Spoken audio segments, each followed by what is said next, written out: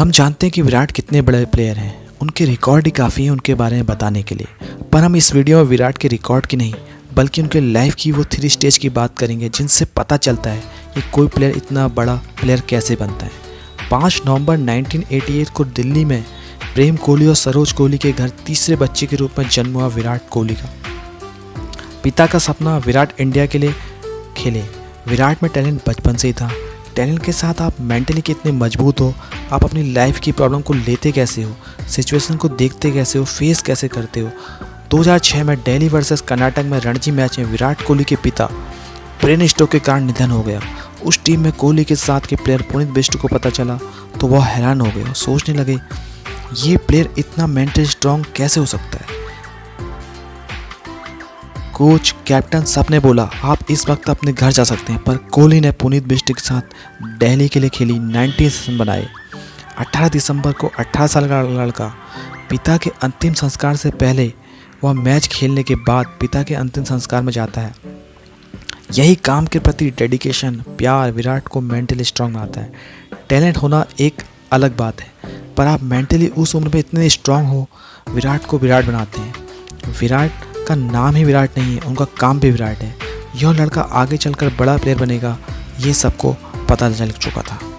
ये विराट की लाइफ का पहला चरण, जहाँ से विराट बनने की कहानी आने वाले बड़े प्लेयर में जो खूबियाँ होती है वह उस उम्र में लक्ष्य का पता होना, इतना समर्पण के साथ खेलना, मेंटली स्ट्रांग होना आपको औरों से अलग बनाता है। अब विराट का सेकंड चरण 2008 में विराट IPL के ग्लैमर और चमक में फंस गए थे। विराट कहते हैं कि उस उम्र में अपने हीरो से मिलना, उनके जैसा बनना, खेलना, मैं सब कुछ वो मुझे मिल गया था। 20 लाख रुपए मुझे IPL से मिलते थे और मैं अपना डायरेक्शन भूल गया था और मैं पीछे हो रहा था।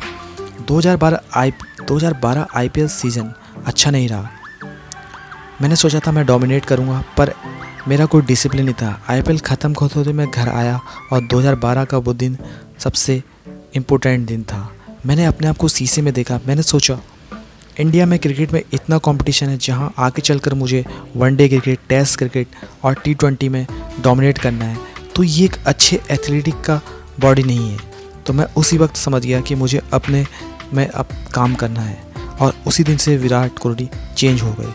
उनका ईटिंग, स्लीपिंग, माइंड से ट्रेनिंग सब पे उन्होंने काम करना स्टार्ट कर दिया।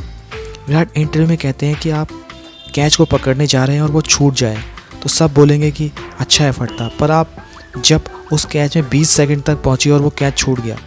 लेकिन अगर आपकी ट्रेनिंग अच्छी है, आपकी फिटनेस अच्छी है, तो आप उस कैच में 10 सेकंड में पहुंचते हैं और उस कैच को आसान बना देते हैं।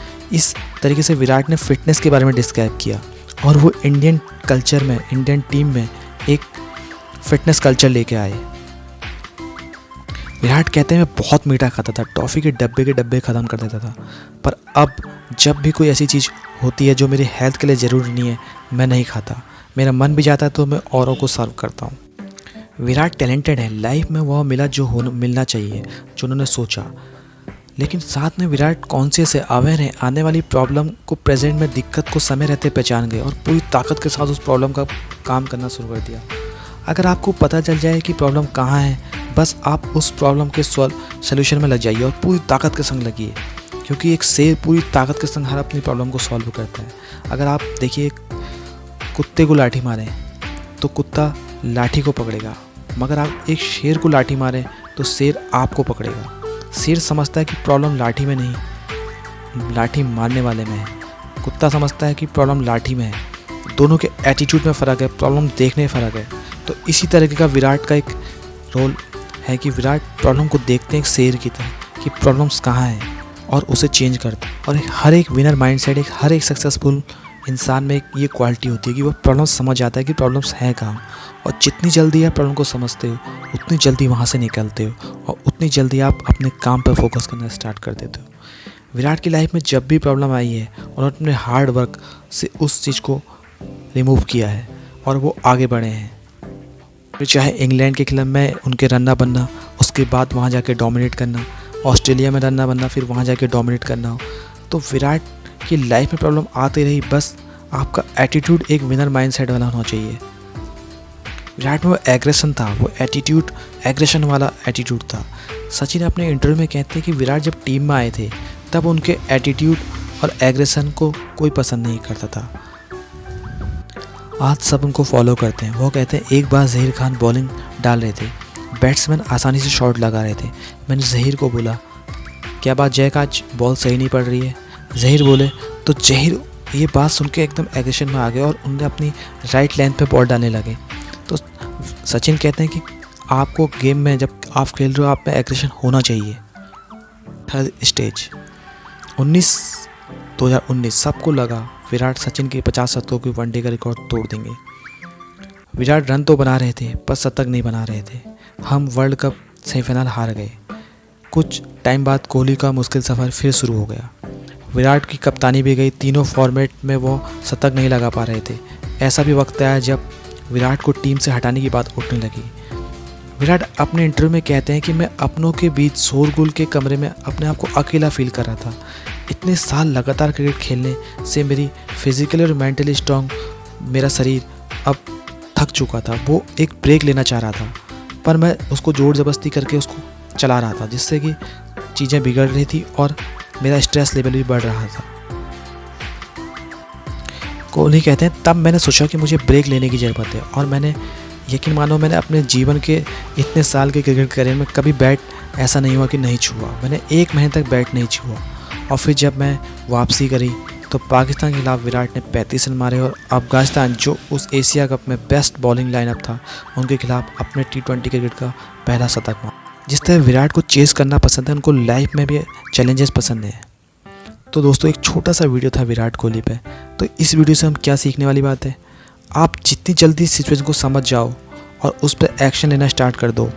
हर इंसान की लाइफ में अप्स डाउन आते हैं पर आप सही प्रॉब्लम को फाइंड आउट करना और उस पर काम करना। आप में टैलेंट है पर जब तक आप मानसिक तौर पर मजबूत नहीं है तो आप सफल नहीं हो सकते। अपनी कमजोरियों को छुपाओ मत, भागो मत, मान लो। कभी कभी कुछ दिन अपने साथ बिताओ, ब्रेक लो। जब विराट जैसा मेहनती मजबूत प्लेयर, मेंटली इतना स्ट्रॉन्ग प्लेयर ब्रेक लेता है, हम इंसान है, मशीन नहीं है।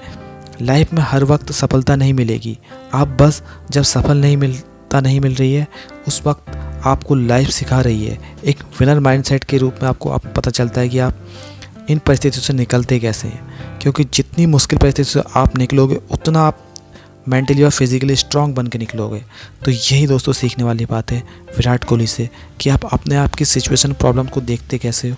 और लाइफ में जब इतने बड़े प्लेयर, कोई भी सफल इंसान, सबकी लाइफ में प्रॉब्लम्स आती हैं, तो एक विनर माइंडसेट कैसा होता है, उससे निकलता कैसे है, वो अपने प्रोसेस नहीं छोड़ता है और वो जिद्दी होता है कि मुझे इस प्रॉब्लम को फाइंड आउट करना है और मुझे एक विनर माइंडसेट की तरह उनका सोचना होता है।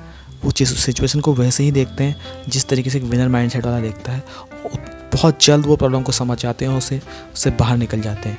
तो दोस्तों आई होप आप ये वीडियो पसंद आया होगा। पसंद आए तो लाइक कीजिए, सब्सक्राइब कीजिए और शेयर कीजिए। Wish you all the best.